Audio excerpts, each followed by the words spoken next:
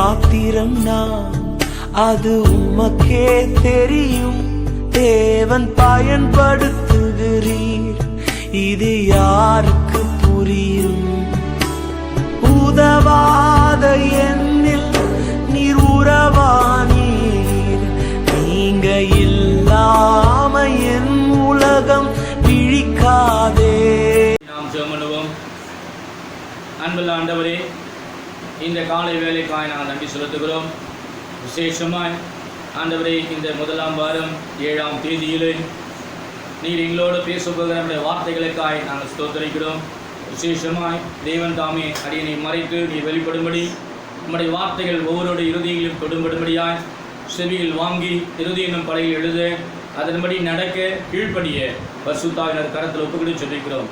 சபையார் யாவரையும் இதை பார்த்து கொண்ட ஒவ்வொரு சகோதர சகோதரியும் நீர் ஆசீர்வதியும். இயேசுவின் இனிய நாமத்தில் பிதாவே, ஆமென். அல்லேலூயா, அல்லேலூயா. இந்த மாதத்தின் வாக்குத்தத்தமாக ஏசாயா 40ஆம் அதிகாரம் 31ஆம் வசனத்தை படிப்போம். ஏசாயா 40ஆம் அதிகாரம் 31ஆம் வசனம். கர்த்தருக்கு காத்திருக்கிறவர்களோ புது பலன் அடைந்து கழுகுகளைப் போல சேட்டைகளை அடித்து எழும்புவார்கள். அவர்கள் ஓடினாலும் இளைப்படையார்கள், நடந்தாலும் சோர்ந்து போகார்கள். ஆமென். அல்லேலூயா, அல்லேலூயா. நீ கர்த்தருக்காய் காத்திருக்கும் போது நீ ஓடினாலும் இளைப்படைய மாட்டாய், நடந்தாலும் சோர்ந்து போக மாட்டாய். அல்லேலூயா. கழுகுகளைப் போல சேட்டைகள் வரும். கழுகுகள் ஒத்த ஒரு பலன் உனக்கு வரும். அல்லேலூயா. நீ உயர எழும்புவாய். நீ ஓடினாலும் இளைப்படைய மாட்டாய், நடந்தாலும் சோர்வடைய மாட்டாய். ஆமென். அல்லேலூயா. நீ கர்த்தருக்காய் காத்திருக்கிற பிள்ளைகளாய் மாறணும். அப்பொழுது ஆசீர்வாதத்தை சுதந்திரிக்க முடியும். நீ கர்த்தருக்காய் காத்திருக்கவில்லை என்று சொன்னால் ஆசீர்வாதத்தை பெற முடியாது. சங்கீதம் புத்தகத்திலே 27ஆம் அதிகாரத்திலே 4ஆம் வசனம் அப்படியாய் சொல்லுகிறது, கர்த்தருக்கு காத்திரு, அவர் உன் இருதயத்தை ஸ்திரப்படுத்துவார். இடமனதாய் இருந்து கர்த்தருக்கே நீ காத்திருக்கணும். உன் இருதயத்தை ஸ்திரப்படுத்துவார். நீ சோர்ந்து போகிற சில நேரங்களில் நாம் சோர்ந்து போகிறோம். வேதனை, போராட்டங்கள், துன்பங்கள் இருக்கும்போது இந்த சூழ்நிலையில், லாக்டவுன் சூழ்நிலையில் நாம் சோர்ந்து போய் காணப்படுகிறோம். நீ காத்திருப்பது இல்லை. சில நேரங்களில் சோர்ந்து போய் போது ஜெபிப்பது இல்லை. உன் இருதயத்தை கர்த்தர் திடப்படுத்துகிறார். இந்த காலை வேளையில் இதை பார்த்து கொண்டு என் அன்பு சகோதர சகோதரியே, உன் இருதயத்தை கர்த்தர் திடப்படுத்துகிறார். நீ கர்த்தருக்காய் நீ காத்திருக்க வேண்டும். நீ எப்போது காத்திருக்க வேண்டும்? சங்கீத புத்தகத்திலே 28ஆம் அதிகாரம் 11ஆம் வசனம் சொல்லப்பட்டிருக்கிறது. அப்பொழுது கர்த்தர் தமது ஜனத்திற்கு பலனை கொடுத்து, கர்த்தர் தமது ஜனத்திற்கு சமாதானத்தை அருளி அவர்களை ஆசீர்வதிப்பார் என்று சொல்லுகிறார். நீ கர்த்தருக்காய் நீ காத்திருப்பாய் என்று சொன்னால் உனக்கு பலனை கொடுப்பார், உன்னை ஆசீர்வதிப்பார், உனக்கு சமாதானத்தை கொடுப்பார். அல்லேலூயா. வாசிங்க அந்த வசனத்தை. சங்கீத புத்தகத்திலே 28ஆம் அதிகாரத்திலே 11ஆம் வசனம் என்ன சொல்லுகிறது? கர்த்தர் தமது ஜனத்திற்கு பலன் கொடுப்பார். கர்த்தர் தமது ஜனத்திற்கு சமாதானம் அருளி அவர்களை ஆசீர்வதிப்பார். ஆமென். அல்லேலூயா. அல்லேலூயா. கர்த்தர் தமது ஜனத்திற்கு பலன் கொடுப்பார். கர்த்தர் ஜனத்திற்கு சமாதானம் அருளி சமாதானத்தை அருளி அவர்களை ஆசீர்வதிப்பார். ஆமென். அல்லேலூயா. நீ கர்த்தருக்காய் காத்திருக்கணும். அப்பொழுது உன் ஆத்துமா சிறைப்படுக்கும். சங்கீதம் 33:20 அதுதான் அங்கே சொல்லப்பட்டிருக்கிறது. நம்முடைய ஆத்துமா கர்த்தருக்கு காத்திருக்கணும். நம்முடைய காலையில எழுந்து நம்முடைய ஆத்துமா எங்க இருக்கணுமா? கர்த்தருடைய பாத்திரம் நாம் அமர்ந்திருக்கணும். அப்பொழுது அவர் உனக்கு துணையாய் இருப்பார், அவர் உனக்கு கேடகமாய் இருப்பார். அல்லேலூயா. நீ அவருடைய பாத்திரம் நீ காத்திருக்கும் போதுதான் நீ ஆசீர்வாதத்தை சுதந்திரிக்க முடியும். உனக்கு பலன் கிடைக்கும், உன் இருதயத்துக்கு சமாதானம் கிடைக்கும், உன் இருதயத்தை திடப்படுத்த வேண்டும் கர்த்தர் சொல்கிறார். அல்லேலூயா, அல்லேலூயா. நீ காத்திருக்கணும், வெயிட் பண்ணணும். சில நேரத்தில் உடனே கிடைக்கணும், எல்லாமே இன்ஸ்டன்டா கிடைக்கணும். இப்போ இன்ஸ்டன்ட் உணவுலாம் வருகிறது. உடனே பிரியாணி, உடனே சமையல், உடனே என்ன ஃபாஸ்ட் ஃபுட், இம்மிடியட்டா பிரியாணி, உடனே எல்லாம் உடனே நடக்கணும். நான் கூட சில நேரத்தில் கறி எடுத்து கொடுத்து உடனே சமையல் ஆயிடுச்சா அப்படின்னு கேட்பேன். உடனே இன்ஸ்டன்ட் இம்மிடியட்டா நடக்கணும். இப்போலாம் மாவு அரைக்கிறதுல உடனே மிஷினில் போனது ரெடியாக இருக்குது. பாக்கெட் வாங்கினது என்ன பண்ணிடுவோம், உடனே ஊற்றி சாப்பிடுறோம். இன்ஸ்டன்ட் வெயிட் பண்ணணும். ஆனா நம்ம கர்த்தரிடத்துல நீ காத்திருக்கணும். எவ்வளவு நாள் காத்திருக்கணும்? ஒரு சகோதரி, அருமையான ஒரு சகோதரிக்கு நான் ஜெபித்து கடந்து வந்தேன். 1 வருடமானது. 1 வருஷம் முடிய போகுது.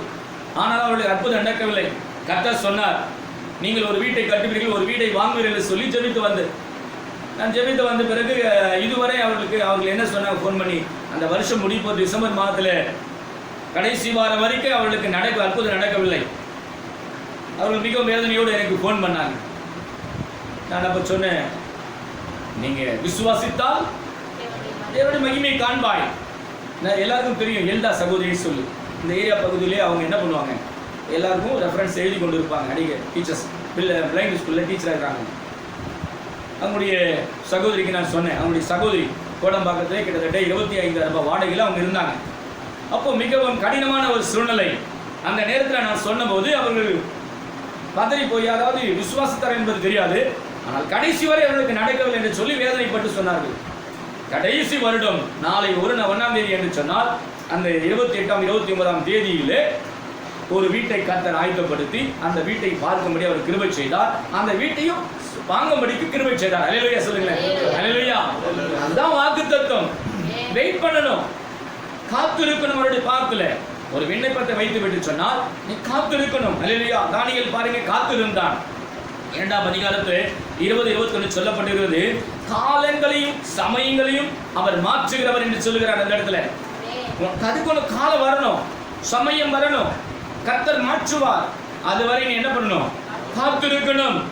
வேலைக்காகவும் சரி, திருமணத்துக்கு ஆயத்தமாக பிள்ளைகளுக்கு சரி, எல்லா விஷயத்திலையும் ஒரு வீடு வாங்க வேண்டும் சொன்னால் சொல்ல நாம் என்ன பண்ணணும், காத்திருக்க வேண்டும். கர்த்தருடைய பாத்திரம் நீ காத்திருக்கணும், அப்பதான் அது கிடைக்கும். உனக்கு ஒரு நல்ல மனைவி வேண்டும் என்று சொன்னா நீ கர்த்தருடைய பாத்திரம் காத்திருக்கணும், நீ ஜெபிக்கணும், அப்பதான் கிடைக்கும். இல்லைன்னா அது கிடைக்காது.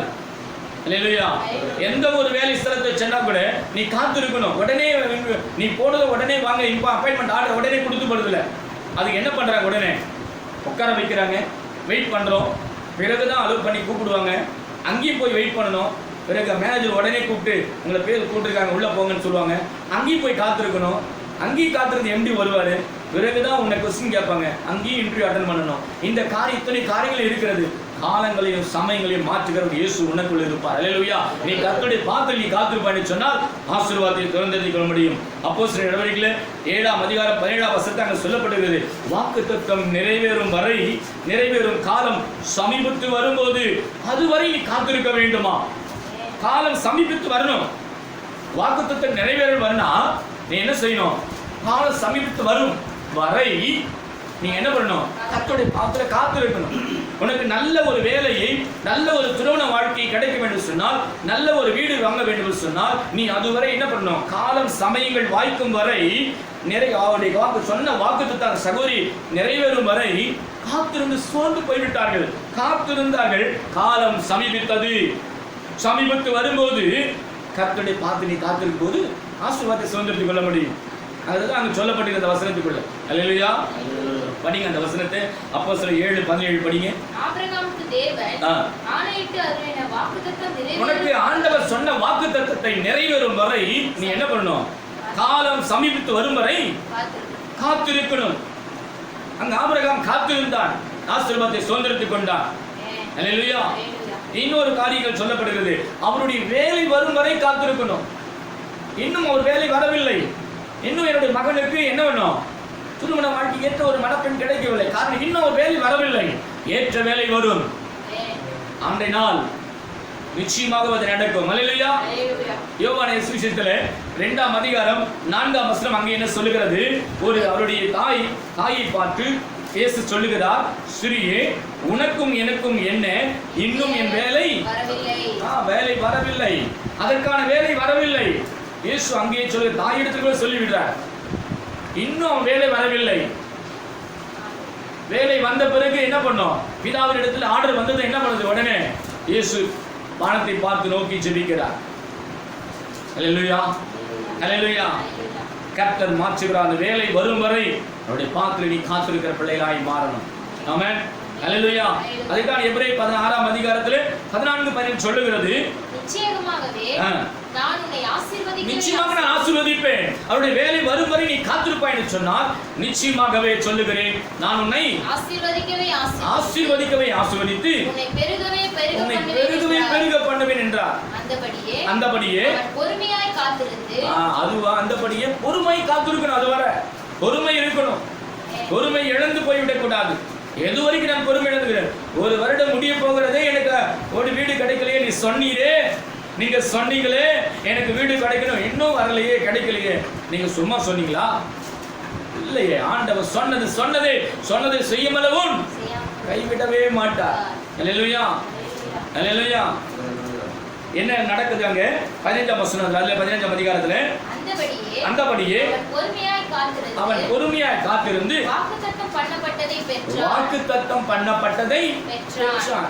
பொறுமையாய் நீ காத்திருக்க வேண்டும் என்று சொன்னால் நிச்சயமாகவே சொல்லுகிறேன், வாக்குத்தத்தம் பண்ணப்பட்டதை நிறைவேறும். வாக்குத்தத்தம் பண்ணது பெற்றுக்கொள்வாய். அல்லேலூயா. அதுவரை நீ எப்படி இருக்கணுமா? அவர் வேலை வரும் வரை, சமீபத்து வரும் வரை நாம் காத்திருக்கணும். நமக்கு இந்த கேமரா ஸ்டாண்டெல்லாம் சமீபத்து காலம் வந்தது. இதுக்கு முன்னாடி லாக்டவுன் டைம் வர முடியுமா? முடியாது. இன்றைக்கு கேமரா ஸ்டாண்ட் வந்துச்சு. எப்படி வந்தது? காலம் வரும் வரை நாம் என்ன பண்ணியிருந்தோம்? காத்திருந்தோம். இது நமக்கு இந்த ஆலயத்திலே, நம்ம சபையிலே இது கிடைக்கும் இதெல்லாம் நினைக்கல. கர்த்தர் கொடுக்கிறார். அல்லேலூயா சொல்லுங்க. அல்லேலூயா. சமீபத்து வரும், அதுவரை நாம் என்ன பண்ணணும்? அந்த வேலை வந்தது. லாக்டவுன் ஓபன் பண்ணாங்க, ஆன்லைன் செக்ஷன் ஓபன் பண்ணாங்க, அந்த வேலை வந்தது. உடனே நமக்கு என்னாச்சு? சாங்ஷன் வந்தது, நமக்கு கேமரா ஸ்டாண்ட் வந்தது. அல்லேலூயா. இப்படிதான் நாம் அதுவரை காத்திருக்க வேண்டும். காத்திருக்கும் போது என்ன நடக்கிறது? ஆசீர்வாதத்தை நாம் சுதந்திரத்துக் கொள்ள முடியும். ஆமென். ஆம், பிரியமான என் சகோதர சகோதரிகளே, உங்களை குறித்து தான் கர்த்தர் சொல்கிறார், நீ கர்த்தருடைய பாத்திரை நீ காத்திருப்பாய் என்று சொன்னால் உன் குறைகளை எல்லாம் நிறைவாக்குவார். ஆமென். அல்லேலூயா. பிலிப்பு 4ஆம் அதிகாரத்திலே 19ஆம் வசனம் அப்படிதான் சொல்லப்பட்டிருக்கிறது. பிலிப்பு 4ஆம் அதிகாரம் 19ஆம் வசனம், தேவனுடைய பிள்ளைகளே, கர்த்தருக்கு நீ காத்திருக்கும் போது அவர் உன் குறைகள் எல்லாவற்றையும் நிறைவாக்குவார் என்று சொல்லி. அல்லேலூயா. படிங்க, அந்த வசனத்தை எடுத்தும் படிங்க. என் தேவன் நம்முடைய ஐஸ்வரியத்தின்படி, நம்முடைய ஐஸ்வரியம், என் தேவன் நம்முடைய அவருடைய ஐஸ்வரியத்தின்படி நம்முடைய குறைகள் எல்லாவற்றையும் கிறிஸ்து இயேசுவுக்குள் மகிமையிலே நிறைவாக்குவார். நீ அவருடைய பாத்திரை காத்திருக்கும் போது, அவருடைய வேலை வரும்போது, நம்முடைய குறை என்ன இருந்துச்சு? இப்போ நமக்கு ஒரு ஸ்டாண்ட் இருந்தா நல்லா இருக்குமே, கையில பிடிச்சு கொண்டு இருக்கிறோமே, ரொம்ப கஷ்டப்பட்டு தானே இருந்தோம். ஆண்டவர் என்னென்னோ செய்து பிடித்துக்கிட்டு இருந்தோம். ஆனா நம்முடைய குறைகளை நம்ம என்ன பண்ணோம்? கர்த்தருக்குள்ள காத்திருந்தோம். அவன் வேலை வந்தது, காலம் சமீபித்து வந்தது, அந்த வேலை வந்தது, நமக்கு அந்த கேமரா ஸ்டாண்டு கிடைத்தது. அதுபோல நம்முடைய வாழ்க்கையில அந்த ஆசீர்வாதம் கிடைக்கும் வரை நாம் அவருடைய பாத்திரை காத்திருக்கும் போது, தேவனுடைய பிள்ளைகளே, நீ கர்த்தருடைய பாத்திரை காத்திருப்பாய் என்று சொன்னார் உன் குறைகள் எல்லாவற்றையும் கர்த்தர் நிறைவாக்குவார். அவருடைய தம்முடைய ஐஸ்வரியத்தின்படி உன்னை நிறைவாக்குவார். இந்த உலக ஐஸ்வரியத்தின்படி அல்ல, நம்முடைய ஐஸ்வரியத்தின்படி உன்னை நிறைவாக்குவார். ஆமென். அல்லேலூயா. அதுதான் கர்த்தரின் உன்னுடைய ஜெபம் கேட்கப்பட வேண்டும் சொன்னா நீ அதிகாலை எழுந்து ஜெபிக்க வேண்டும். சங்கீதம் புத்தகத்தில் 5ஆம் அதிகாரம் 3ஆம் வசனம் அப்படியே சொல்லப்பட்டிருக்கிறது.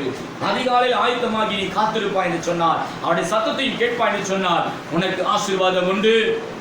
அதிகாலையில் 5ஆம் சங்கீத புத்தகத்தில் 5ஆம் அதிகாரத்தில் 3ஆம் வசனம் அப்படியே சொல்லப்பட்டிருக்கிறது.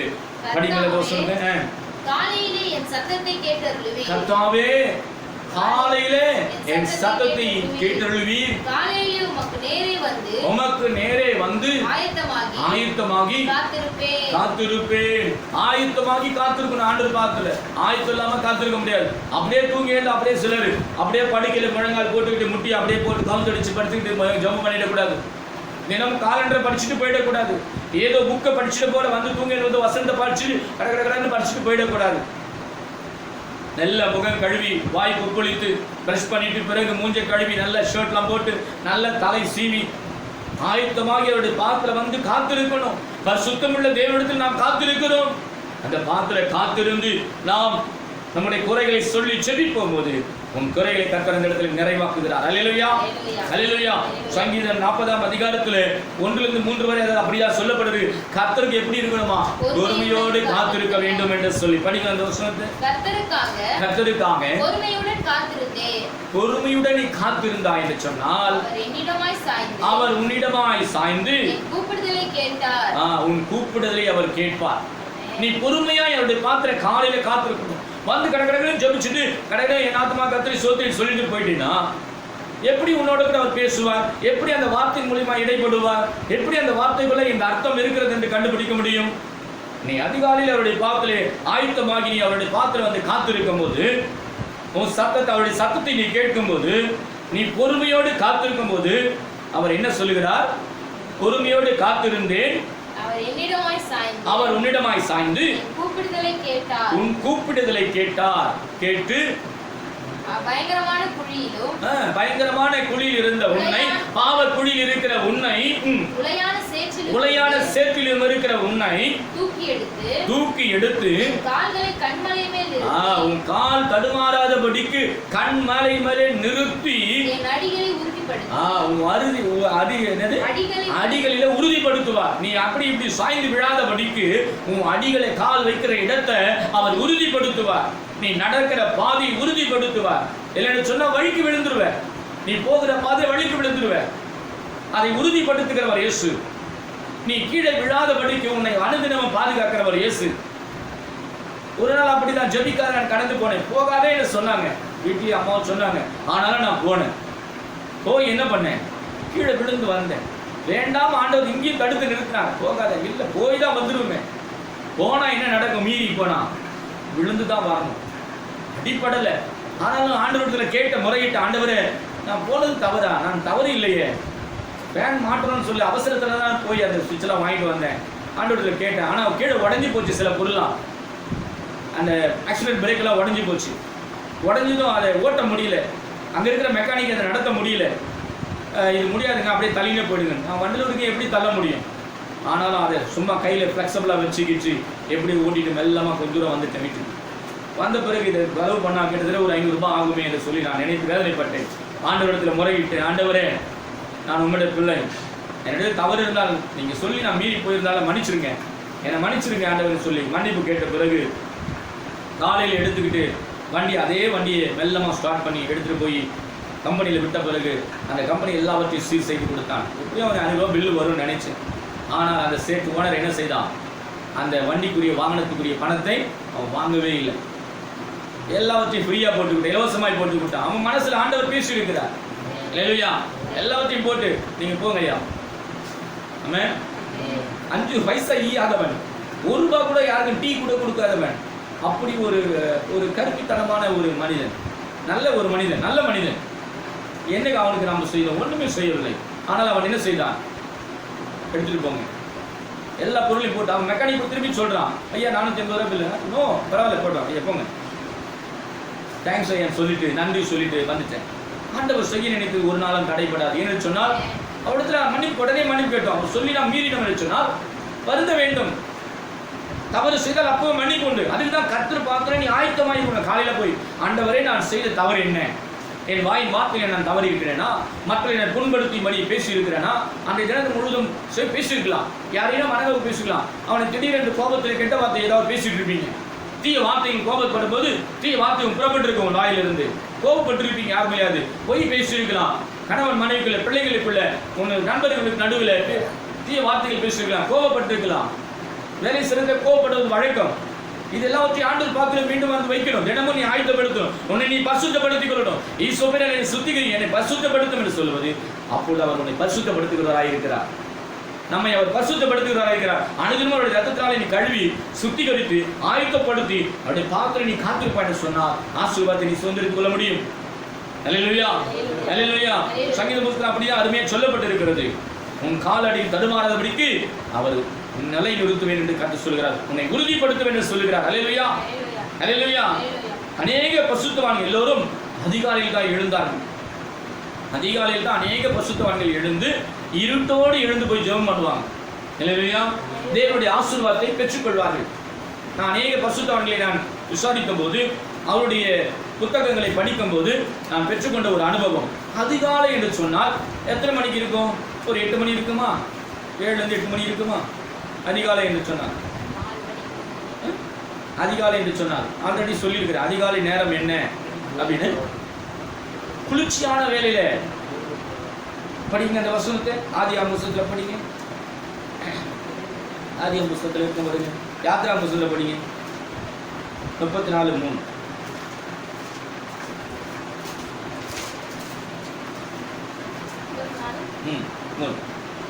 ஆதியாகமம் 3:8 படிங்க. ஆதியாகமம் 3:8. அங்க பாருங்க, அதிகாலையில 3லிருந்து 4 மணி தான் அதிகாலை வேலை. அது குளிர்ச்சியான வேலை. அந்த இடத்துல தான் ஆதாமோடு சந்திக்க இயேசு வந்தார் என்று பார்க்கிறோம். படிங்க அதிகாலை வேலை. பகலில் குளிர்ச்சியான வேலை. பகலிலே குளிர்ச்சியான வேலை எதுங்க? அதிகாலையில 3 மணிக்கெல்லாம் பாத்தீங்கன்னா வெளியே விழுந்து போய் பாருங்க, சில்லுன்னு இருக்கும். குளிர்ச்சியான வேலை. அந்த வேலையிலே கர்த்தர் ஆதாமை சந்திக்க வந்தார் என்று பார்க்கிறோம். இன்று நீ அதிகாலையிலே 3 மணிலிருந்து 4 மணிக்குள் அவருடைய பாத்திரை நீ காத்திருப்பாய் என்று சொன்னால், அந்த குளிர்ச்சியான வேலையில் அவரோடு கூட நீ சஞ்சரிப்பாய் என்று சொன்னால், அவர் எப்படி வெளிப்படுவாராம்? ஓசியா புத்தகத்திலே 14ஆம் வசனத்தில் சொல்லப்பட்டிருக்கிறது, அவர்கள் மேலே பனியை போல இறங்குவேன் என்று, நான் பனியை போல இருப்பேன் என்று. ஓசியா புத்தகத்திலே 14ஆம் அதிகாரம் 5ஆம் வசனம் சொல்லுகிறது, இஸ்ரவேல் மேல, இஸ்ரவேல் ஜனங்களே உங்கள் மேல பனியை போல இருப்பேன். சில்லுன்னு உங்க மேல நான் ஊற்றுவேன், என் ஆவியை ஊற்றுவேன். அப்பொழுது நீங்க எப்படி இருப்பீங்களா? ஒரு லீலி புஷ்பத்தை போல நீங்க மலருவீங்க. அவர் பனி போல உங்க ஆவியை ஊற்றும் போது நீங்க எப்படி இருப்பீங்க? சில்லுன்னு உங்க மேல அடிச்சது உங்க உடம்பு எப்படி இருக்கு? சிலிக்குமா இல்லையா? நாள்ல இருந்துட்டு சில்லுன்னு போய் ஒரு இடத்துல போய் உட்கார்ந்து பாருங்களேன், ஏசியில அப்படி சிலுக்க உடம்பு சிலுக்கும். அப்படி சிலுக்கும் போது ஒரு பூ எப்படி அப்படி மலரும், லீலி புஷ்பத்தை போல மலருவது போல நீங்கள் காணப்படுவீர்கள். லீலி புஷ்பத்தை போல மலருவீர்கள். அல்லேலூயா. லிபனோனை போல வேரூன்றி நிற்பீர்கள். அது காத்து அசைஞ்சா அடிச்சா கூட கண்மையில் கட்டப்பட்ட ஒரு வீட்டை போல நீங்க அசையாதபடிக்கு லிபனோனை போல வேரூன்றி நீ காணப்படுவீர்கள். அல்லேலூயா. நீ அதிகாலையில வேலையில, குளிர்ச்சியான வேலையில நீ அவருடைய பாத்திரம் நீ காத்திருப்பாய் என்று சொன்னால் கர்த்தர் உன்னை ஆசீர்வதிப்பார். அல்லேலூயா, அல்லேலூயா. நீதிமொழிகள் புத்தகத்திலே 8ஆம் அதிகாரம் 17ஆம் அப்படிதான் சொல்லுகிறது, அதிகாலையில் என்னை தேடுகிறவன் என்னை கண்டடைவார்கள் என்று சொல்லி. அதிகாலையில் நீ தேடணும். அதிகாலையில் என்னை தேடி அவருடைய பாத்திரம் நீ காத்திருப்பேன் சொன்னார், அவருடைய சமூகத்தை நீ காத்திருப்பாய் என்று சொன்னார். நிச்சயமாகவே என் தேவன் உன் சத்தத்தை கேட்டு அவர் மனம் இறங்கி உன் மேலே பனியை போல அவர் வீசுவார், மணியை போல ஆவியை உன் மேலே ஊற்றுவார். அல்லேலூயா, அல்லேலூயா. இயேசு கூட அதிகாலை இருட்டோடு எழுந்து வனாந்திரத்துக்கு சென்று ஜெபித்தார் என்று மார்க் 1ஆம் அதிகாரம் 35ஆம் வசனத்தில் பார்க்கிறோம். இயேசு அதிகாலையிலே இருட்டோடு எழுந்து வனாந்திரத்துக்கு சென்று ஜெபம் பண்ணினார் என்று எழுதப்பட்டிருக்கிறது. அல்லேலூயா.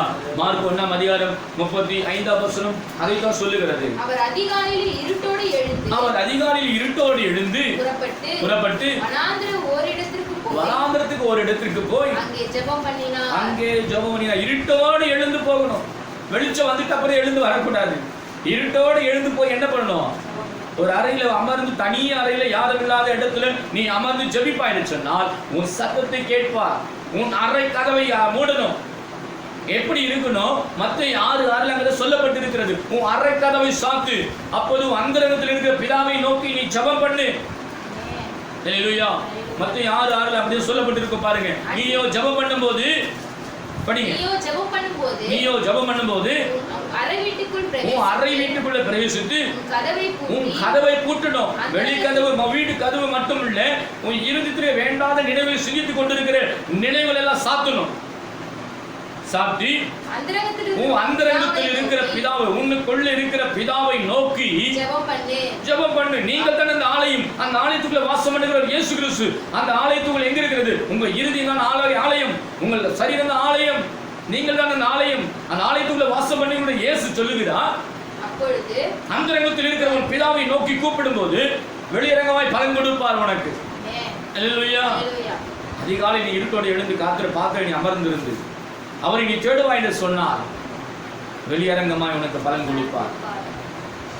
ஆண்டவர் பார்க்க நீ காத்திருக்க ஆயத்தமாயிரு. இன்றைய ஆண்டவருக்கு நீ ஒப்புக்கொடு. ஹல்லேலூயா. அதிகாலை எழுந்து ஜெபிக்கும் போது கர்த்தருடைய கிருபை உன்னை சூழ்ந்து கொள்ளும் மகளே. சங்கீத புஸ்தகத்திலே 90ஆம் அதிகாரம் 14 17 அப்படிதான் சொல்லப்பட்டிருக்கிறது. நாங்கள் என் வாழ்நாள் எல்லாம் களிகூர்ந்து மகிழும்படி காலையில் எங்களை உமது கிருபையினால் எங்களை திருப்தியாக்கும். மோசே அப்படிதான் ஜெபம் செய்தார். மோசேவின் ஜெபம் இது. அதிகாலை எழுந்து விழித்திருந்து ஜெபித்தான். அவருடைய கிருபை அவரை சூழ்ந்து கொண்டது. அந்த கிருபை உனக்கு விடுமா? நீ அதிகாலை எழுந்து ஜெபம் பண்ணு. நீ அதிகாலை எழுந்து ஜெபம் பண்ணும் போது அவருடைய கிருபை உன்னை சூழ்ந்து கொள்ளும் மகளே. அவருடைய கிருபை உன்னை சூழ்ந்து கொள்ளும் மகனே. அவர் உன்னை திருப்தியாக்கி உன்னை நடத்துவார். அன்றைய தினம் உன்னை திருப்தியாக்கி நடத்துவார். அன்றைய தினம் அவருடைய பாத்திலே நீ காத்திருப்பாய் என்று சொன்னார். உன்னை திருப்தியாக்கி உன்னை நடத்துவார். ஒரு குறைவு இராதபடிக்கு உன் அப்பத்தையும் தண்ணீரையும் உன்னை கொடுத்து ஆசீர்வதித்து வியாதி ஒன்றும் வராதபடிக்கு அதுக்கு விலக்கி பாதுகாப்பார். யாத்திராகம் 23:25 அப்படிதான் சொல்லப்பட்டிருக்கிறது. என் தேவனாய் கர்த்தரை சேவிக்க கடவீர்கள், அப்பொழுது உன் அப்பத்தையும் தண்ணீரை ஆசீர்வதிப்பேன், வியாதி உன்னிலிருந்து விலக்குவேன் என்று சொல்லி இருக்கிறார். ஹல்லேலூயா, ஹல்லேலூயா. உன்னை திருப்தியாக்கி உன்னை நடத்துவார். ஆமென். நீ அதிகாலை எழுந்து ஜெபிக்கும் போது அவருடைய கிருபையினாலே உன்னை மூடி மறைத்து அவர் உன்னை அனுதினமும் திருப்தியாக்கி உன்னை நடத்துவேன் என்று சொல்லி கர்த்தர் உனக்கு வாக்கு கொடுக்கிறார். ஹல்லேலூயா.